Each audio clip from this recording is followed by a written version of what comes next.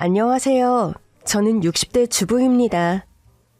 저는 가난한 집 5남매 중 장녀로 태어났어요. 집은 가난한데 자식들이 많으니 저는 첫째라는 이유로 동생들을 돌봐야 했고 아들이 아닌 딸이라는 이유로 어릴 때부터 공부 대신 돈을 벌어야 했습니다. 엄마, 나 고등학교 교복 사야 하는데. 교복? 고등학교도 가려고? 나 이제 중학교 졸업하니까 고등학교 가야지. 꼭 가야겠어? 여자애가 고등학교까지 나와서 뭐하게. 저와 엄마의 대화를 듣던 아버지는 불같이 화를 내셨죠. 이게 다 무슨 소리야? 집안 장남이 공부를 해야 집이 바로 서지.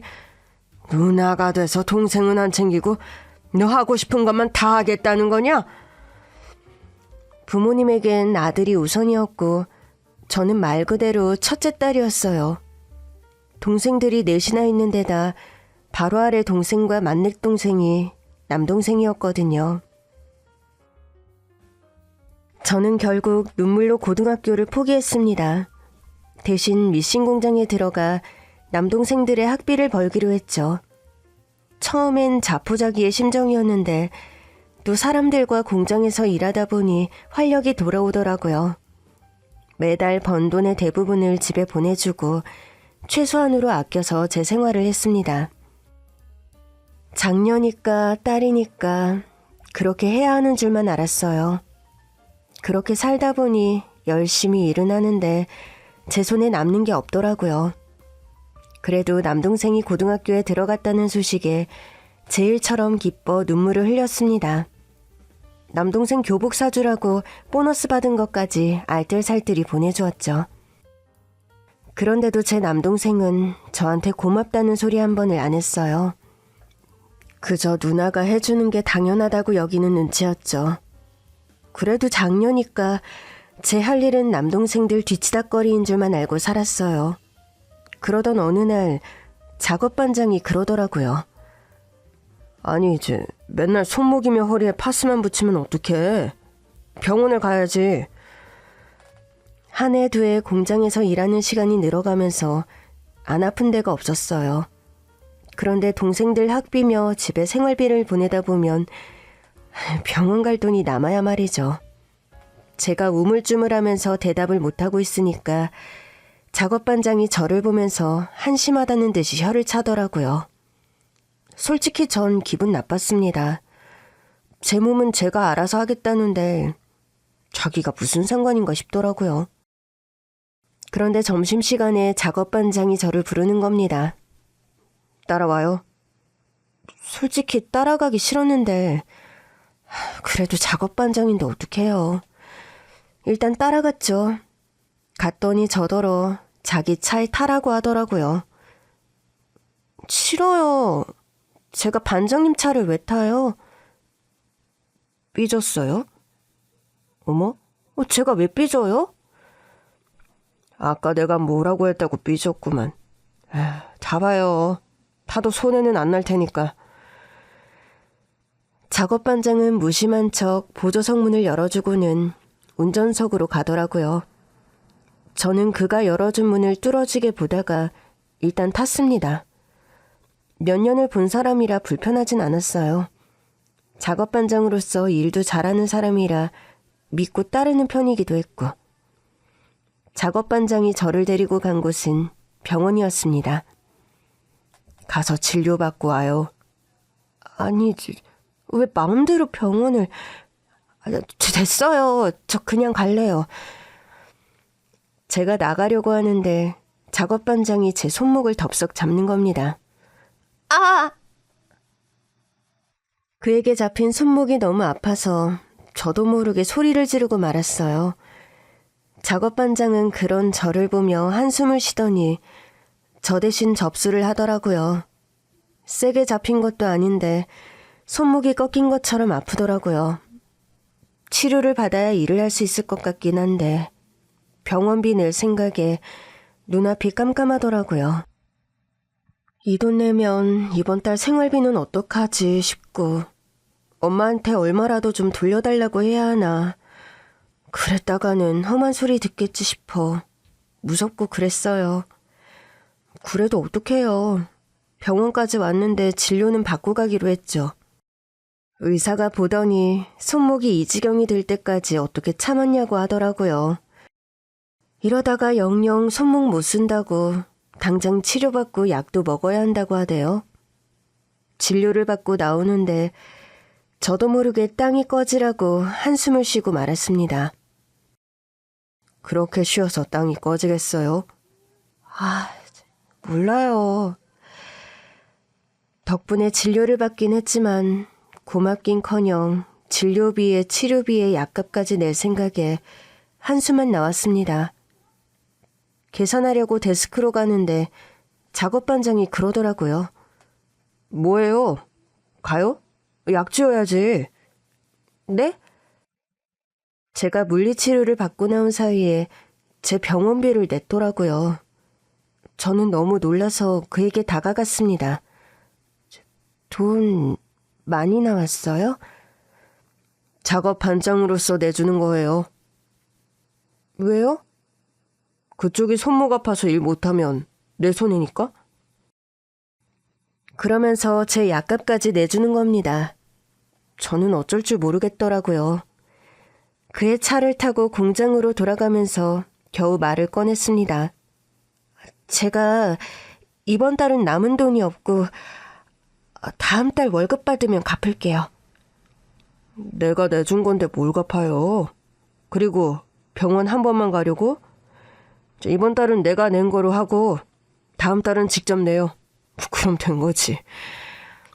공장에 도착한 뒤 그는 평소처럼 아무 일도 없다는 듯 자기 일을 하더라고요. 저는 지어온 약을 먹은 뒤 일을 했죠. 약을 먹었다는 생각 때문인지는 몰라도 통증이 정말 가라앉는 것 같더라고요. 그렇게 한 달이 지났어요. 그달엔 명절이 있어서 오랜만에 공장 일을 쉬게 되었죠. 미리 집에 내려가서 음식하는 것도 돕고 돌아올 때는 두 손 가득 두둑이 반찬도 챙겨왔습니다. 그래도 제가 돈을 버는 유일한 자식이라고 반찬은 넉넉히 챙겨주셨거든요. 명절 마지막 날 저녁, 저는 미리 공장 기숙사로 돌아왔습니다. 집이 공장에서 많이 멀어서 미리 와야 다음날 출근을 할 수 있었거든요. 반찬을 들고 공장 기숙사로 돌아왔는데 남자 기숙사에 유일하게 불 켜진 방이 있더라고요. 기숙사 앞을 보니 작업반장의 차가 덩그러니 주차돼 있었습니다. 저는 양손 가득 들고 온 반찬을 보다가 불 켜진 남자 기숙사 창문을 보며 한숨을 내쉬었어요. 그가 고아 출신이라는 얘기를 들은 적이 있었거든요. 저는 몇 번을 고민하다가 결국 남자 기숙사 안으로 들어갔습니다. 원래는 다음날 출근하는 언니들이랑 점심시간에 나눠 먹을 생각이었는데 그에게 나눠주자 싶더라고요. 덕분에 손목 통증이 많이 좋아지기도 했고요. 기숙사 방문을 두드리니 조금 뒤 작업반장이 부스스한 몰골로 고개를 내밀더라고요. 저 고향 간 거 아니었어요? 미리 왔어요. 여기까지 좀 멀어서. 근데 여긴 왜? 저는 그에게 큰 보따리 하나를 내밀었습니다. 이거. 이게 뭔데요? 명절 음식인데 좀 많아서요. 감사한 것도 있고. 그가 제가 내민 걸 받지도 않고 멍하니 보더라고요. 손목이야. 제가 손목이 아프다고 하자 그제야 받기에 냅다 안기고 잽싸게 여자 기숙사로 돌아갔습니다. 급히 뛰어와서 그런지 심장이 너무 빠르게 뛰더라고요. 다음날 점심시간 작업반장이 저를 또 부르더라고요. 그러더니 손목 약은 계속 먹고 있냐고 묻기에 안 그래도 떨어져서 병원에 가려던 참이라고 했죠. 그랬더니 같이 가자고 하더라고요. 참 이상했습니다. 그날부터 그와 저 사이의 기류가 좀 달라졌어요. 그렇게 한 번씩 점심시간마다 같이 병원에 들르다 보니 공장 안에서 장난처럼 우리가 공식 커플이 돼 있더라고요. 더 재밌는 건 우리 둘 다 부정을 안 했다는 겁니다. 그렇게 우리는 사귀는 사이가 됐고 1년쯤 사귀다가 결혼을 했어요. 제가 결혼한다고 하니까 처음엔 엄마가 어지간히 구박을 했어요. 이제 좀 살림에 보탬이 되나 했더니 그새 결혼이냐고. 막내 남동생 학비는 어떻게 하라고 결혼하느냐고 하더라고요. 그 얘기를 우리 신랑 보는 앞에서 했습니다. 저는 그동안 쌓여있던 게 폭발해서 엄마한테 그랬어요. 엄마, 내가 지난 수십 년간 벌어다가 준 돈이 얼마야? 내 생활비도 제대로 못 쓰고 손목 아픈 것도 못 고치면서 집에다가 번 돈을 고스란히 갖다 바쳤어. 근데도 내가 아직도 덜했다는 거야? 내가 부모야? 막내 학비를 왜 내가 대야 해? 낳은 사람들이 책임지고 보태면 되겠네. 솔직히 말해 엄마가 하는 소리는 그저 화풀이라는 것을 알고 있었습니다. 갑자기 제가 시집을 가는데 남편이 고아에 부모도 없다고 하니 영 마음에 안 들어하는 눈치였어요. 하지만 이미 객지에 나가 사는 딸의 결혼을 막을 방도도 없으니 그렇게 심술을 부리는 거였죠. 어차피 막내 남동생의 학비는 제 여동생들이 또 감당하게 될 것이었습니다. 그런데 그 순간엔 제 여동생들의 편을 좀 들어주고 싶었던 것 같아요. 그러니까 누가 가난한 집에서 애를 5이나 낳으래요? 안 낳았으면 됐잖아. 결국 엄마는 저에게 손찌검까지 했고 남편이 놀라서 제 앞을 막고 섰습니다. 어머니 이제 이러지 마세요. 나중에 후회하세요. 부모도 없는 자네가 뭘 알아? 당장 안 비켜? 막내 처남 학비는 제가 보탤게요. 그러니까 걱정하지 마세요. 어머니 큰딸 진짜 죽어라 일만 했어요. 동생들 학비 대고 부모님 생활비 보태드린다고. 그러니 이제 그만 딸은 졸업하게 해주세요. 자네 같은 놈이 데려간다니까 아까워서 이러는 거야.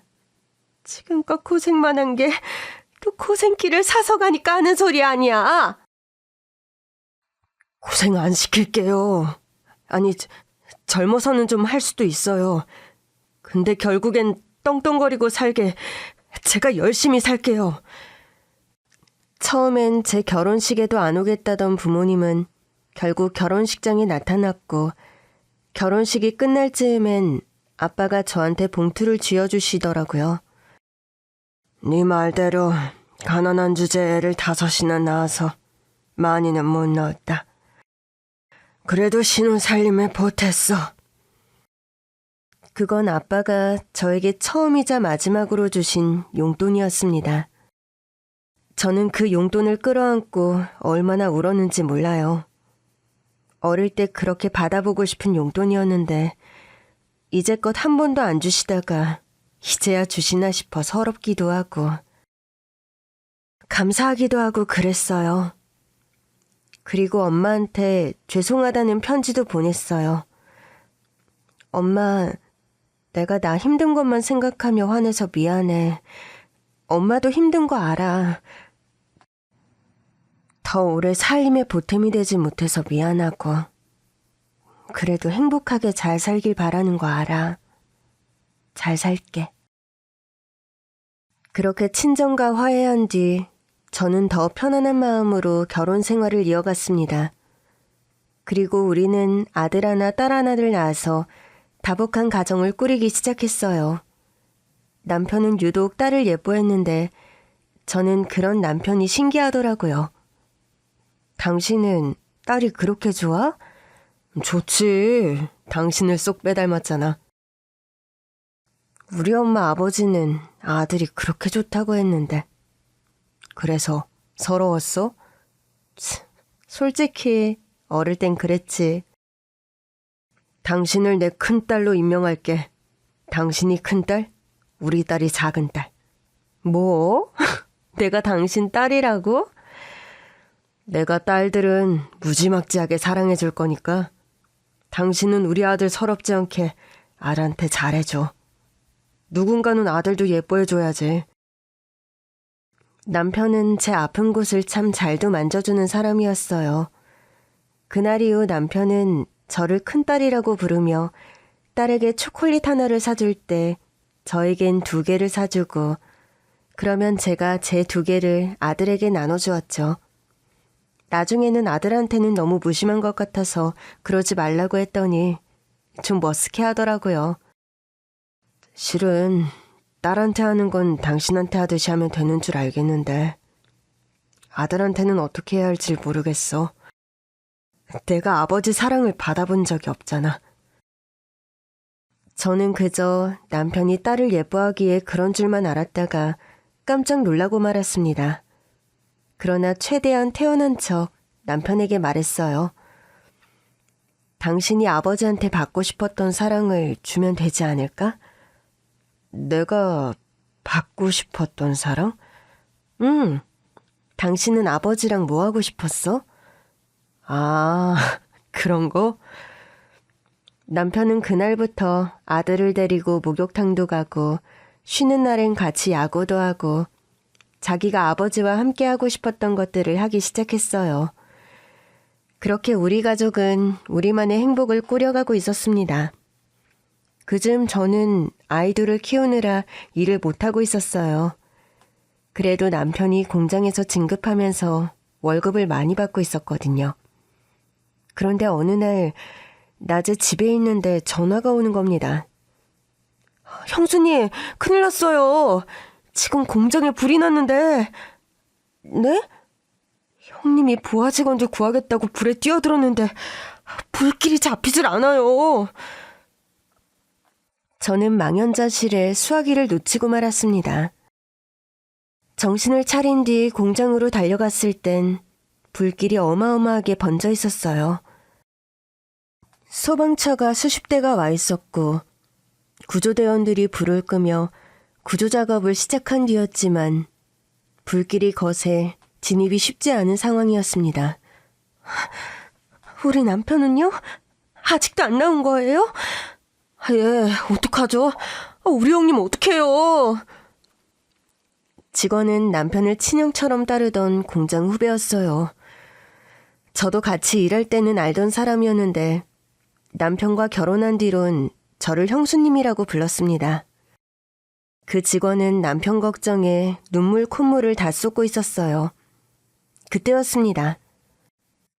공장 안에서 커다란 굉음이 들렸고 2차 폭발이 일어나고 말았습니다. 결국 남편은 불길 속에서 후배 동료들과 함께 목숨을 잃고 말았죠. 아이들은 매일같이 아빠를 찾았습니다. 저는 아직 어린 자식들에게 아빠의 부고를 알릴 수 없었어요. 아빠가 먼 곳으로 일을 하러 갔어. 우리 아들, 딸들 맛있는 거 많이 사주려고. 아이들은 아빠가 정말 맛있는 걸 많이 사준다고 했냐고 그저 신나하더라고요. 저는 아이들 앞에서 쏟아지려는 눈물을 삼키며 화장실로 달려갔습니다. 그렇게 숨어서 온 날이 참 길었습니다. 남편이 세상을 떠난 뒤 공장에서 받은 돈은 얼마 되지 않았어요. 정말 껌값이라고 표현해도 될 만큼 적은 돈이었습니다. 80년대였고 노동환경이 지금과는 비교가 되지 않을 정도로 열악한 때였습니다. 그 돈을 받고도 공장에 항의조차 하지 못했어요. 마음 같아서야 따져묻고 싶었죠. 그러나 그런다고 남편이 살아 돌아오는 것도 아니었고 얼마 더 받는다고 제 상황이 나아지는 것도 아니었습니다. 아이 둘을 키우며 집안 형편도 빠듯할 때라 따로 들어둔 보험도 없었어요. 그래도 다행히 간호조무사 자격증을 따둔 게 있었어요. 저도 어렸을 때부터 일했다 보니 생활력이 좋은 편이었거든요. 아이를 키우느라 일은 그만두게 됐지만 만일을 대비해 자격증이라도 따두자 싶었어요. 그때는 자격증을 따고도 당장 쓸 일도 없는데 괜한 짓을 했나 싶었거든요. 그런데 남편이 세상을 떠난 뒤 다시 공장에 가자니 아이들을 키우기가 어렵고 있는 자격증으로 취업을 해볼까 싶더라고요. 저는 결국 요양병원에서 간호조무사로 일을 하기 시작했고 수만 평의 농장을 한다는 할아버지를 보살피게 되었습니다. 그런데 어느 날 할아버지가 저에게 부탁하더라고요. 부탁인데 우리 집에 가서 안방 금고에 있는 서류 좀 갖다 줘요. 간호조무사인 저에게 금고를 열게 하다니 처음엔 거절했는데 계속 간곡히 부탁하시더라고요. 결국 전 할아버지의 집으로 향했고 방의 금고문을 여는 순간 땅을 치며 통곡하고 말았습니다. 사실 그 할아버지와의 첫 만남은 좀 신기했습니다. 남편을 잃고 일자리를 찾던 중에 남편을 친형처럼 여겼던 그 동료에게서 연락을 받았습니다. 형수님, 제가 다른 건 해드릴 게 없고 문 앞에 생활비 좀 두고 왔어요. 얼마 안 되긴 하는데 보태서 쓰세요. 저는 깜짝 놀라서 현관 앞으로 나가보았죠. 그랬더니 정말 돈이 든 봉투가 있더라고요. 왜 그러셨어요?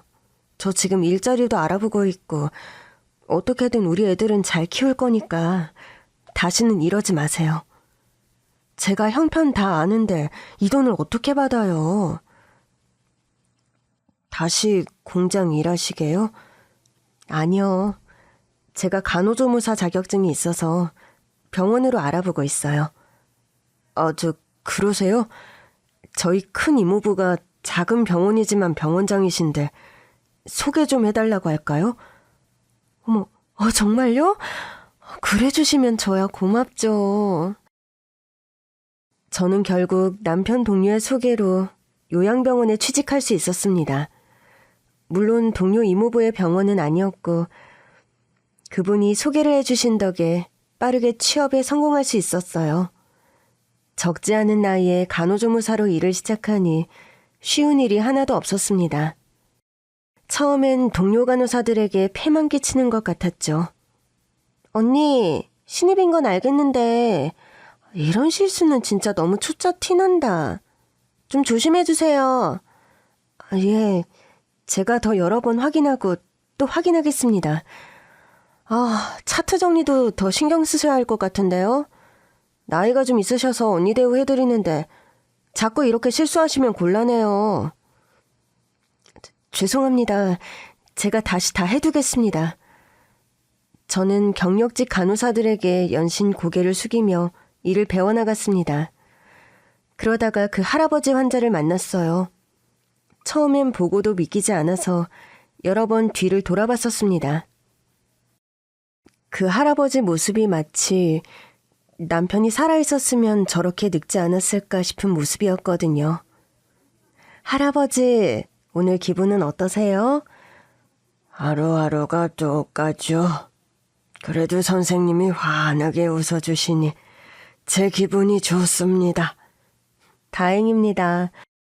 제가 여기서 웃을 수 있는 데는 환자분들 앞뿐이거든요. 왜요? 동료들하고 안 친해요? 제가 애 둘 낳고 다시 일을 시작하는 거라 생초짜거든요. 동료들한테 늘 미안해요. 초보가 없는 달인이 어딨어요? 누구나 다 견습생부터 시작하는 거예요. 그렇겠죠? 그럼 하다 보면 다 늘게 돼 있어요. 근데 하다가도 안 늘면 어떡하나 걱정이에요. 우리 애들 둘 잘 키워야 하는데 이보다 좋은 직장이 어딨다고. 결혼 전에는 어디서 일했는데요? 중학교 졸업하고 공장에서 일했어요. 고등학교는 안 가고? 예, 저희 집이 딸들한테 공부를 안 시켰거든요.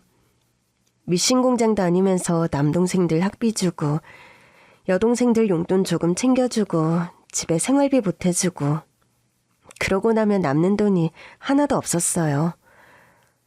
저런 젊은 사람이 고생이 많았네. 에이, 고생 안 하고 사는 사람이 어딨어요. 그래도 우리 남편 만나서 행복했어요. 남편이 제 아픈데도 다 약 발라주고 남편 만나서 예쁜 아들, 딸도 만났으니까요. 남편을 닮은 할아버지여서 그랬는지 저도 모르게 첫 만남에 속에 있는 말을 술술 털어놓게 되더라고요. 이제는 좋은 일만 있을 거예요. 저 아직도 많이 힘든데요. 좋은 일만 있기엔 갈 길이 멀어요. 저 희망 고문하지 마세요. 농담으로 말했는데 그 할아버지는 웃지도 않고 그러셨어요. 인생에 불행한 일도 행복한 일도 다 자기 때가 있어요. 원래 행복이 오기 전엔 힘든 일이 그렇게 몰려와요. 내가 살아보니 그래. 우리 할아버님 말씀대로 진짜 그랬으면 좋겠다. 아직 병원 일도 미숙하고 아이들을 키우며 일하는 게 버거울 때였어요. 매일 밤 애들을 재우고 나면 혼자 거실에 멍하니 앉아있다가 눈물을 터뜨리곤 했습니다. 남편이 너무 보고 싶었거든요. 그런데 그 할아버지를 만난 후로 병원에 가는 일이 좀 편해졌어요. 잠깐씩 보는 거였지만 마치 제 할아버지를 만난 것처럼 편안했거든요. 그 할아버지 환자는 다른 환자들과 달리 제 실수도 다 감춰주시고 힘내라며 맛있는 간식도 챙겨주시곤 했습니다. 한 번은 당직이라 주말 근무를 하게 됐는데 다른 환자들은 면회온 가족들과 밥도 먹고 좋은 시간을 보내는데 할아버지만 혼자 방에 누워서 TV를 보고 계시더라고요. 할아버지, 식사하셨어요? 어쩐지 짠해서 말을 건넸는데 할아버지가 저를 너무 반가워하시더라고요. 애들은 어쩌고 주말에 근무해요? 오늘은 당직이어서요. 친정엄마가 서울에 와서 봐주고 계세요. 내가 소원이 하나 있는데. 예, 뭔데요? 제가 들어드릴 수 있는 거면 들어드릴게요. 다음에 애들 데리고 한번 와줄 수 있어요? 뭐 주말에요? 내가 좋은 데 보여주려고. 그 다음 주 주말 저는 큰 맘을 먹고 아이들을 데리고 할아버지 환자를 보러 가기로 했습니다. 제가 미리 간다고 말했더니 할아버지 환자분이 이미 외출복을 입고 기다리고 계시더라고요. 어머, 이렇게 차려입으시니까 너무 멋지세요. 밖에서 보면 못 알아보겠어요? 그래요? 어디 보자. 요 녀석들이 우리 선생님 아들, 딸입니까? 얘들아, 할아버지한테 인사드려. 그 즈음엔 두 아이 모두 초등학생이어서 일을 하며 키우는 게 가능했어요. 아이들은 쭈뼛거리면서도 할아버지 환자분에게 인사도 하고 시간이 좀 지나자 진짜 할아버지인 것처럼 따르더라고요. 저는 아이들과 함께 할아버지 환자분이 대기시켜둔 차에 탔습니다. 얼핏 봐도 고급 중형차 같아서 눈이 휘둥그레졌죠. 그런 차를 처음 타보는 아이들도 신이 나 있었습니다. 할아버지, 우리 어디 가요? 할아버지가 멋있는 거 보여줄게. 할아버지는 왜 병원에 있어요? 할아버지가 아픈데 돌봐줄 사람이 없어서. 내가 돌봐줄까요? 아이고, 귀여운 녀석. 너희 엄마가 잘 돌봐주고 있단다. 내가 귀여워요? 눈에 넣어도 안 아프겠다. 아이들이 할아버지 환자와 노는 모습을 보는데 정말 할아버지와 손주들이 노는 것 같아 마음이 묘했습니다. 남이 보기에도 눈에 넣어도 안 아플 것 같은 내 딸인데 남편이 애들 크는 걸 못 보고 간 게 마음이 아프더라고요. 할아버지 환자분의 차가 도착한 곳은 거대한 농장이었습니다. 농장 안에는 없는 동물이 없었어요. 아이들이 좋아하는 양과 말, 토끼도 있었죠. 아이들이 신이 나서 뛰어다니는데 안에 있는 사람이라곤 직원들 뿐이더라고요. 이렇게 큰 농장에 너무 손님이 없네요. 덕분에 우리 애들은 신나게 놀긴 하는데 어쩐지 미안해져요. 그럴 거 없어요. 내가 예약받지 말라고 했거든. 네? 설마 이 농장이 할아버지 거예요? 예, 이 농장에 대해서라면 눈을 감고도 훤히 알지. 이 수만 평의 농장을 다 내 손으로 일궜거든. 어머, 그런 줄도 모르고 의미가 깊은 곳이네요. 글쎄, 의미가 깊다고 할 수 있나? 이거 하나 읽은 게 인생의 전부인걸. 할아버지 환자는 쓸쓸한 눈으로 먼 곳을 바라보았고 저는 조심스럽게 물었습니다.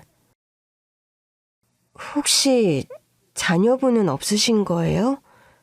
있었지요, 아들 하나. 그런데 왜...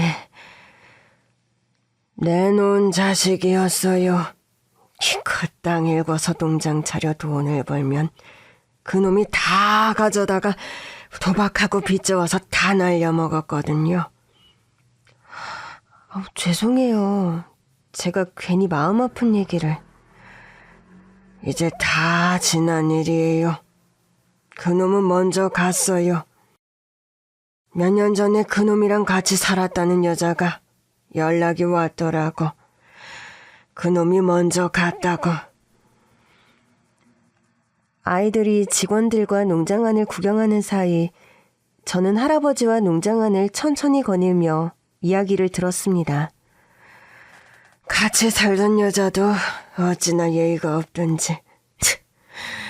그래 놓고는 나한테 재산 좀 있냐고 묻더라고. 자기가 답 없는 당신 아들이랑 살면서 고생을 얼마나 했는지 아느냐면서 자기 애도 못 키우고 고아원에 버렸다더군. 어머, 그런 말을 아무렇지 않게 했단 말이에요? 예, 그러더라고요. 내가 애는 어느 고아원에 버렸냐고 물으니까 돈을 주면 알려주겠다길래 됐다고 했지. 그랬더니 며칠 뒤에 문자로 고아원 이름만 덜렁 왔더라고. 그래도 그놈이랑 살았다고 소식은 전해줬으니까 부의금 차원에서 돈은 좀 쥐어줬어요. 잘하신 것 같아요. 나도 마음이 좀 편해지더라고요. 물론 그놈이 나한테 한 짓을 생각하면 지금도 치가 떨리지만 나한테 한 것도 모자라서 제 자식을 버리다니. 나는 하다 못해 연을 끄는 거지만 그놈은 아예 버렸다는 거 아니야? 처음엔 가슴에서 천불이 나더라고요. 그런데 돌아보니 나랑 뭐가 다른가 싶더라고요. 그래도 내가 아버지니까 끝까지 붙잡아 놓고 고쳐놨어야 했나 싶고. 근데 그놈이 고쳐지는 놈이 아니었어. 같이 있다가는 내가 죽겠더라고. 근데 내가 읽은 것들을 그놈이 또 다 날려먹을 걸 생각하니까 죽지도 못하겠는 거야. 그래서 내가 그놈을 버렸어요. 차라리 나 안 보는 데서 가서 살라고 했지. 더는 내 돈은 꿈도 꾸지 말라고. 내가 너보다 더 오래 살아서 절대 너 안 준다 그랬는데 말이 씨가 됐더라고. 덤덤하게 말하는 할아버지의 표정이 너무 슬퍼 보였습니다. 후회하세요? 자식을 왜 고아원에 버리냐고 나더러 키워달라고 하지. 내가 후회하는 건 그것 하나예요. 연을 끊더라도 자식 낳으면 연락을 하라고 할 걸 그랬어. 네가 키울 생각 말고 나한테 보내라고 할 걸. 그랬으면 내 손자가 천의 고아로 자라진 않았을 거 아니야. 그것도 엄연히 말하면 할아버지 잘못은 아니죠. 오죽하셨으면 아들과 연을 끊으셨겠어요. 그래요? 그렇게 생각해요? 그럼요. 난 고아원을 떠돌며 살았을 내 손자를 생각하면 지금도 피가 거꾸로 솟아요. 못 찾으신 거예요? 찾았죠. 예? 그럼 한번 만나보세요. 손자분이 원망하실까봐 그러세요? 할아버지는 돌연 말이 없었습니다. 그러더니 제 아이들이 뛰어노는 모습을 보시더라고요. 한 번만 볼 수 있으면 얼마나 좋았을까 싶어요. 할아버지가 과거형처럼 말씀하시기에 그제야 그 뜻을 깨달았습니다. 아무래도 손자 역시 먼저 세상을 떠난 게 아닌가 싶더라고요. 그래서 더 묻지 않았습니다. 아이들은 실컷 놀고 돌아온 뒤 할아버지의 양팔에 안겼습니다. 할아버지, 여기 맨날 오고 싶어요. 그래? 네가 원할 땐 언제든지 오렴. 우와, 진짜요? 그럼 너희들이 원할 땐 언제든지 와도 돼. 할아버지가 아이들을 양팔로 안고 계시기에 제가 아이들을 좀 말렸습니다. 얘들아, 할아버지 힘드셔. 어서 내려와. 그러나 아이들은 할아버지 환자분의 목을 더 세게 끌어안을 뿐이었습니다. 괜찮아요. 내가 아무리 병든 노인이라지만 요 두 녀석 안아줄 힘은 남아있어요. 할아버지는 아이들을 힘껏 끌어안은 채 저에게 말했습니다. 이제 맛있는 거 먹으러 갑시다. 할아버지 환자는 저와 아이들에게 한우까지 넉넉히 사주셨습니다. 아이들은 한우를 원 없이 먹었고 저는 죄송해서 잘 넘어가질 않더라고요. 그러나 할아버지는 제 밥 위에 고개를 계속 올려주셨어요. 먹어요. 애들이야 앞으로도 이런 거 실컷 먹을 수 있어. 엄마가 더 잘 먹어야 애들을 키우지. 저는 오랜만에 받아본 반찬에 울컥 눈물이 났습니다. 행여나 아이들이 눈치챌까 황급히 고개를 숙였어요. 그리고 할아버지가 올려준 고기를 입에 넣었죠. 조금 뒤 고기를 다 먹은 아이들이 가게 한쪽에 있던 놀이방에 가서 놀겠다고 하더라고요. 그러라고 했죠. 그런데도 눈물이 멈추질 않더라고요. 왜 그렇게 울어요? 고기 올려준 내가 나쁜 놈 되겠네. 죄송해요. 그냥 남편 생각이 나서요. 제가 집에서 장녀다 보니까 어릴 때부터 늘 양보만 하며 살았거든요. 다 커서도 엄마나 아버지가 제 밥에 반찬 한 번 올려주신 적이 없었는데 남편이랑 데이트하는데 그 사람이 생선을 발라서 제 밥 위에 올려주는 거예요. 그때도 제가 엉엉 울었거든요. 처음 받아보는 대우라. 할아버지 환자는 또 한 점의 고기를 제 밥 위에 올려주셨습니다. 남편이 아주 좋은 사람이었네. 그런데 그 말을 하는 할아버지의 눈에도 눈물이 그렁그렁 하더라고요. 예, 한없이 다정하고 좋은 사람이었어요. 실은 매일 너무 보고 싶은데 아이들 앞에서 울 수도 없고 늘 참거든요. 그래서 갑자기 눈물이 터졌나 봐요. 아이들은 아직 몰라요? 이제 어렴풋이는 아는 것 같아요. 근데 딱 말은 못했어요.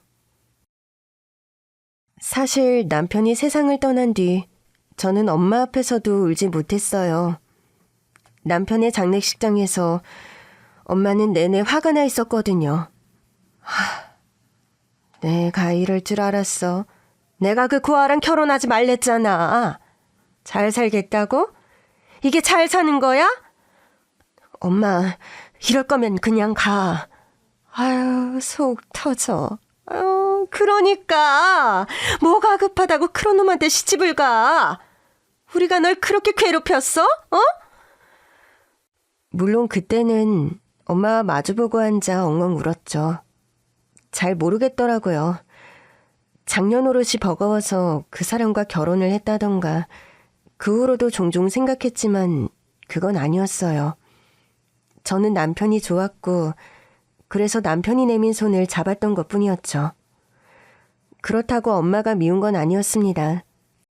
혼자 아이를 키우며 일을 하다 보니 종종 엄마의 도움도 필요했고 엄마는 그때마다 군말 없이 와서 제 아이들을 돌봐주셨어요. 제가 용돈이라도 드리려고 하면 기겁을 하고 안 받으셨죠. 너 시집가기 전에 한 거로 다 했어. 더는 나한테 돈 줄 생각하지 마.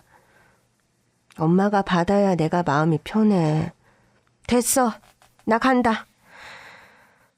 그때마다 마음이 아팠어요. 겨우 차비 정도 할 정도의 돈인데 그 돈도 안 받고 가니 제가 엄마 마음을 많이 아프게 했나 싶더라고요. 한 번은 그렇게 돌아서는데 제 화장대 위에 돈 봉투가 있더라고요. 엄마가 주고 간 것이었습니다. 애들 과자 사줘라. 엄마가 쓴 메모는 그게 다였지만 저는 그 봉투를 끌어안고 또 울었습니다. 그러나 엄마 앞에선 늘 씩씩한 척 굴었습니다. 엄마가 저를 보고 돌아갈 때 슬프지 않았으면 했거든요. 할아버지는 저와 아이들을 집 앞까지 데려다 주셨습니다. 아이들은 이미 잠들어 있었고 운전기사분이 아이들을 집 안까지 안에 넣어주셨어요. 그 사이 저는 할아버지 환자분께 감사 인사를 전했죠. 애들 아빠 떠나고 오랜만에 아이들하고 외출했어요. 사실 그동안은 엄두가 안 났었거든요. 애들이 저렇게 좋아하는데 앞으로는 어떻게든 해줘야겠어요. 나도 덕분에 소원을 하나 이뤘어요. 소원이요? 예. 그럼 나는 이만 병원으로 돌아갈게요. 내일 또 보겠네. 예, 조심해서 가세요. 푹 쉬고 계시면 제가 내일 짠! 하고 나타날게요. 그날 이후 며칠이 지나지 않은 어느 날이었습니다. 할아버지 환자분이 저를 불러서 그 부탁을 하신 겁니다. 부탁인데 우리 집에 가서 안방 금고에 있는 서류 좀 갖다 줘요. 예? 제가요? 예, 선생님이 해주세요. 하지만 제가 가족도 아닌데 어떻게 할아버지 금고를 열어요. 정말 죄송한데 저는 못하겠어요. 사실 좀 두려웠습니다. 자칫 가족도 아닌 제가 할아버지의 금고에 손이라도 댔다가 오해라도 받게 되면 어떡하나 싶었어요. 물론 할아버지는 가족도 없다고 했고 치매 증상도 없는 분이셨지만 혹여나 그 일이 문제가 되어 제 신상에 문제가 생기면 우리 애들은 누가 키워요. 저는 못하겠다고 거절했고 그날 이후로도 할아버지 환자는 여러 번 저에게 같은 부탁을 했습니다. 할아버지, 전 진짜 못해요. 왜 자꾸 저한테 이러세요? 저는 혹여나 오해받을 일은 하고 싶지 않아요. 전 엄마잖아요. 그럼 내가 약속을 해주면 되겠어요? 각서 써서 공증 받아둘게요. 내가 선생님한테 금고 여는 거 허락했다고. 왜 이렇게까지 하시려는 건데요? 내 마지막 소원이라고 생각해줘요. 지난번에 하나 들어줬잖아. 딱 하나만 더 들어줘요. 그건 이 소원이랑 차원이 다르죠. 며칠 뒤 할아버지 환자는 정말로 각서를 공증받은 것을 저에게 보여주셨고 저는 더 이상 부탁을 거절할 수 없었습니다. 결국 저는 주소를 받아 할아버지의 집으로 갔어요. 집은 농장 근처에 있는 2층짜리 단독주택이었는데 마당도 넓고 할아버지 혼자 사시기엔 좀 외로웠겠다 싶게 큰 집이었어요. 저는 할아버지가 말한 안방으로 들어갔고 알려주신 금고 비밀번호를 되뇌며 금고를 찾았습니다. 남의 집에 가서 그러고 있으려니까 도둑이 된 것 같고 괜히 기분이 이상하더라고요. 그래도 약속한 일이니까 금고의 비밀번호를 눌렀습니다. 금고 안에는 낯이 익은 어린 남자의 사진이 가득 들어있었어요. 이게 뭐지? 생각지도 못한 물건에 어리둥절이 있는데 사진 뒤에 남자의 이름과 생년월일이 적혀 있더라고요. 어머. 생년월일과 아이의 이름을 보는 순간 저는 땅을 치며 통곡하고 말았습니다. 말도 안 돼. 그 아이의 이름은 한수철. 제 남편의 이름과 같았고 생년월일 또한 같았습니다. 설마 할아버지 아들? 아니지. 나이가 그러니까 그 할아버지 아들이 벌었다는 아들이 그럼 제 남편이 고아 출신이었잖아요. 그제야 퍼즐이 맞춰지더라고요. 그럼 설마 모든 걸 알고 저에게 말을 거신 건가 싶어 충격적이었어요. 저는 사진을 모두 꺼내 가방에 잘 넣은 뒤 요양병원으로 돌아왔습니다. 제 남편의 할아버지세요? 예, 내가 그 애의 할아버지예요. 어머, 왜 진즉에 말씀 안 하셨어요? 처음엔 나도 긴가민가 했어요. 갑자기 병원에 웬 신입 간호조무사가 들어왔다는데 가만히 보니 내가 몰래 봤던 손자의 처 같더라고.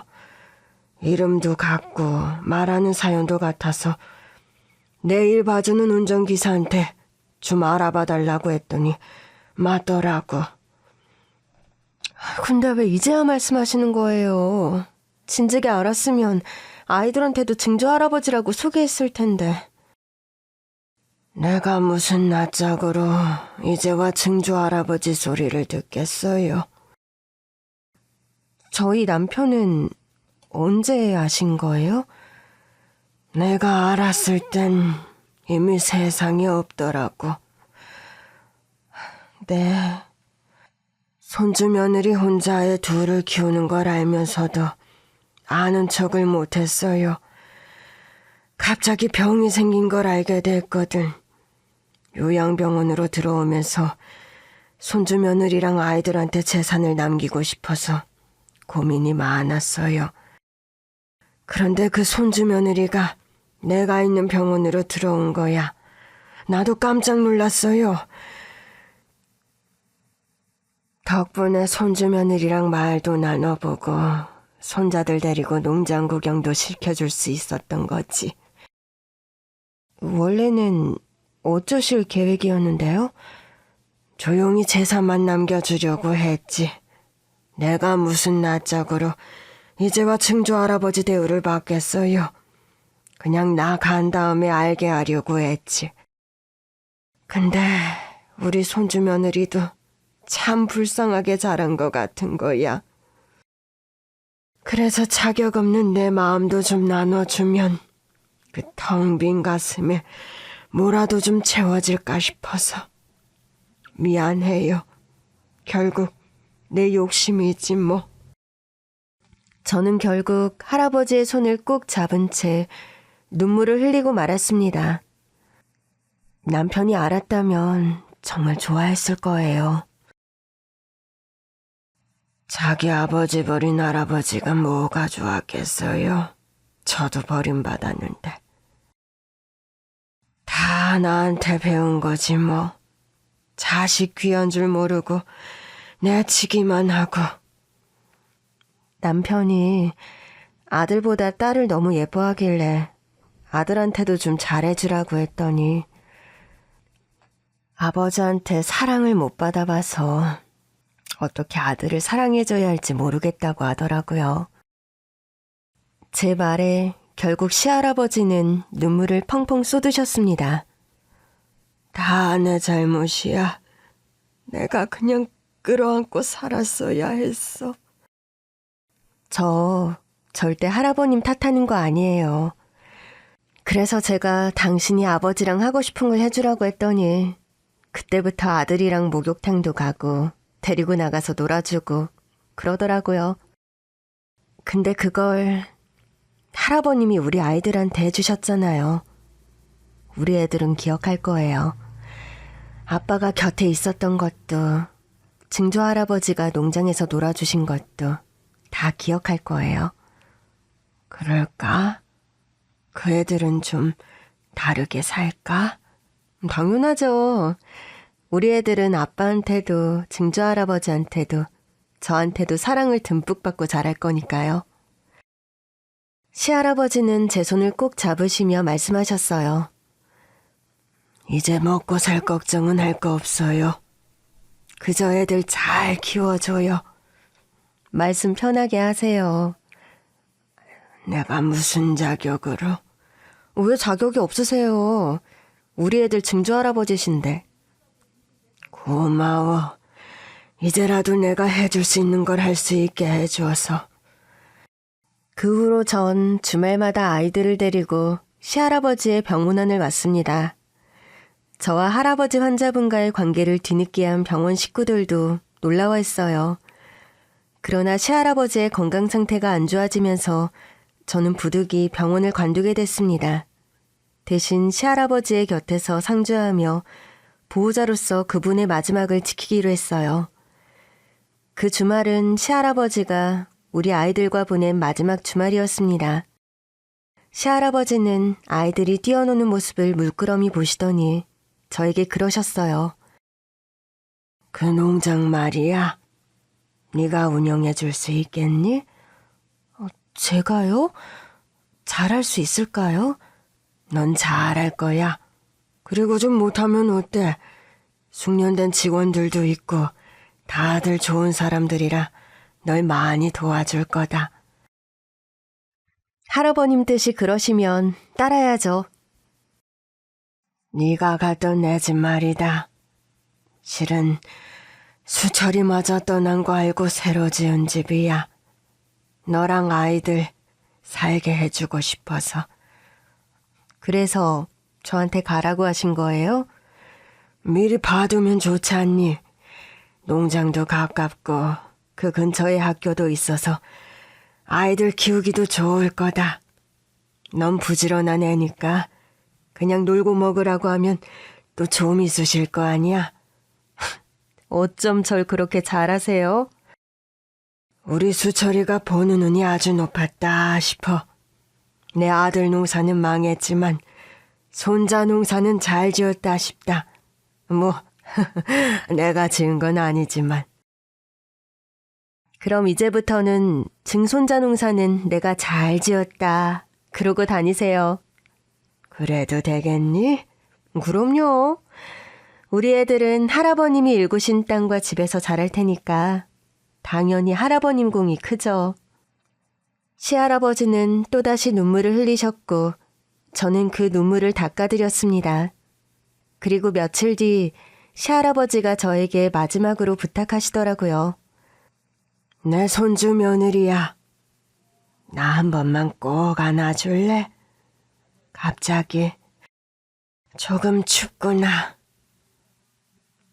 저는 그 말씀의 의미를 깨달았고 시할아버님을 꼭 안아드렸습니다.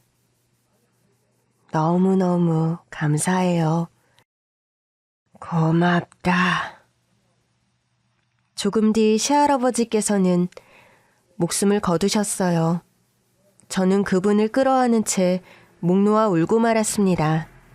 세상에서 저를 가장 아껴주셨던 할아버지가 떠난 것처럼 너무 서글펐어요.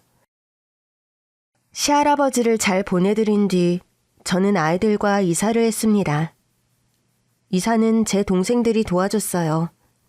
집을 본 동생들이 너무 행복해 하더라고요.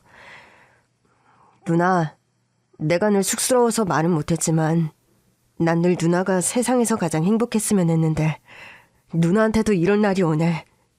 내가 다 기쁘다. 네 매형이 준 선물 같아. 나랑 애들 외롭지 말라고. 우리 형부 진짜 천사였는데. 그거 알아? 형부가 내가 막내 학비며 집에 생활비 보태주느라 돈 없을까봐 한 번씩 용돈도 보내주고 그랬다? 정말? 언니가 그랬다면서. 나 볼 때마다 아파도 병원도 못 가던 언니 생각이 난대. 그러면서 한 번씩은 술 먹고 나한테 전화해서 막 울고 그랬어. 언니 생각하면 짠하다면서. 난 언니가 얼마나 부러웠는지 몰라. 나를 위해서 그렇게 울어주는 사람이 남편이라니. 너무 부럽다. 그러면서. 그래, 넘치게 사랑받았으니까 이제 우리 애들한테 그 사랑 주면서 살아야지. 그날 동생들이 한 푼 두 푼 거둔 돈을 저에게 주더라고요. 누나, 키워주셔서 감사합니다. 동생들이 처음 드리는 용돈이에요. 언니, 우리가 효도하면서 살게. 저는 동생들이 그렇게 철이 든 줄 몰랐는데 제가 정신없이 사는 사이에 애들이 다 컸더라고요. 이제는 자식들도 다 커서 독립하고 저는 시할아버지가 주신 집에서 엄마와 살고 있어요. 아버지가 몇 년 전에 돌아가셨는데 혼자 남은 엄마를 보니 아차 싶더라고요. 이러다 엄마도 떠나면 정말 후회하겠다 싶어 모시고 왔는데 농장일도 돌아보시면서 더 건강해지셨어요. 덕분에 형제들도 우리 집에 자주 모여서 날이 갈수록 우리는 더 우애 좋게 지내고 있습니다. 제 아이들은 시할아버지가 상속해주신 재산 덕에 하고 싶은 공부도 충분히 하고 결혼도 잘해서 살고 있어요. 그리고 저도 농장일하고 아이들 키우면서 검정고시로 고등학교를 졸업했죠. 최근에는 방송통신대학에서 공부를 시작했어요. 제가 엄마한테 큰딸이 대졸자가 되면 어떨 것 같냐고 물으니 엄마가 본인도 한글 공부가 하고 싶다고 하시네요. 미우나 고우나 가족이 있어서 울고 웃는 게 인생이라는 것을 환갑이 넘어야 깨닫습니다. 그러니 내일은 엄마에게 한글 교실을 등록해드려야겠습니다.